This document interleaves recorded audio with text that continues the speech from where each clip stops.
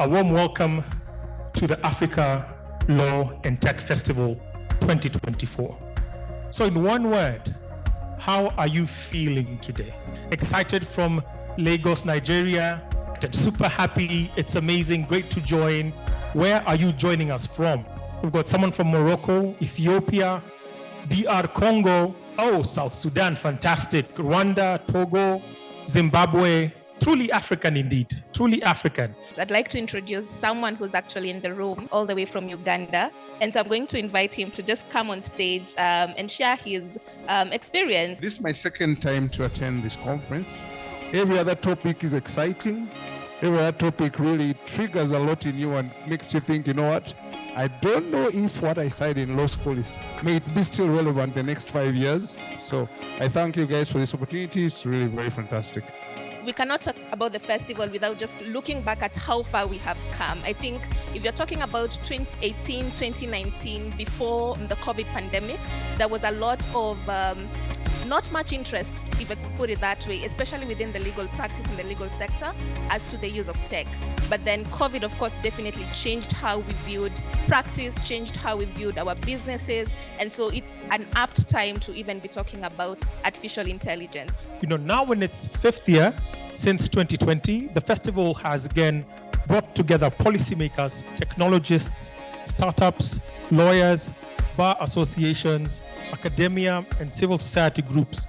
Here is a brief recap of the festival over the years. It's been a wonderful 5-year journey, and we are still going strong. But thank you so much, and we are looking forward to hosting you again next year. For those joining us right now, we have online our panelists, Neil Simmons, Dr. Sandra, as well as Lucia Russo and Malik Afegboa. This session is going to explore the diverse and critical dimensions of artificial intelligence as it weaves into our fabric within Africa. We'll be delving into how AI intersects with natural resources, creativity, democracy, and global governance. We'll take a photo of all the panelists together. So everybody smile. Thank you all for 5 years of the Africa Law and Tech Festival. It is my pleasure at this particular point to launch what we have been working on for the last several months. Today, I'm happy to announce that the Lawyers Hub is launching the Africa AI Policy Lab. Africa lacks data. Sometimes clean data, sometimes data is scattered, sometimes data is only held in government institutions, and sometimes better data is held outside the African continent.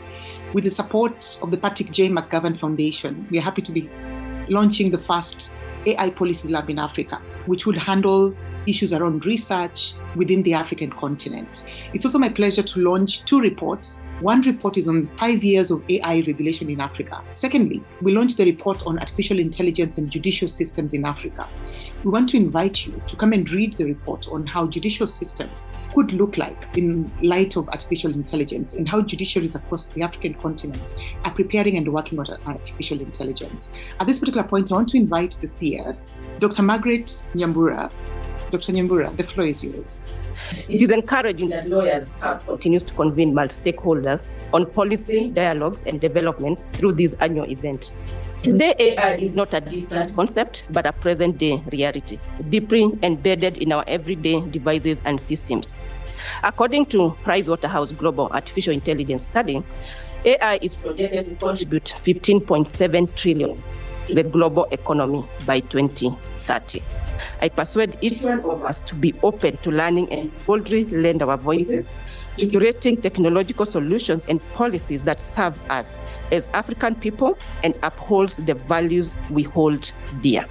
Thank you for your attention and wish you the very best in the next 2 days. Good morning, good afternoon, and good evening. And this is day 2 of the Africa Law Tech Festival 2024. We have identified challenges in leveraging AI in terms of the lack of policies. Only 7 African countries have AI strategies, and there is no African judiciary that has developed a comprehensive guideline or ethical framework to govern the use of AI.